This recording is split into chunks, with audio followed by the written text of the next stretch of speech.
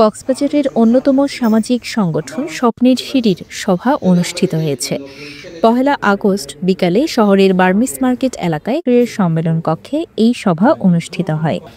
সংগঠনটির সভাপতি আবদুল্লাহ আল মামুনের সভাপতিত্বে এবং সাধারণ সম্পাদক প্রশান্ত মিত্রের সঞ্চালনায় এতে বক্তব্য রাখেন সহসভাপতি এনামুল হক, সাংগঠনিক সম্পাদক আরিফুর রহমান রাজু, অর্থ সম্পাদক পিন্টু মল্লিক, প্রচার ও প্রকাশনার সম্পাদক নয়ন চক্রবর্তী, মোহাম্মদ আজিজ, সিনিয়র সদস্য রাজীব দেবদাস, মোহাম্মদ আফসার উদ্দিন, আরাফাত সাইফুল আদর, মিথুন দাস, আসিফ সাইফুল আবির, আসাদ কামাল তানিম, সুভাষ দাস সহ সংগঠনের সদস্যরা।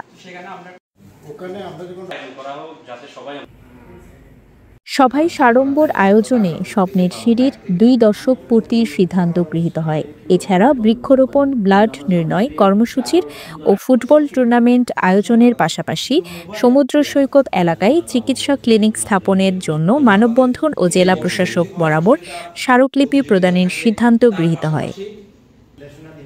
News desk, CCN.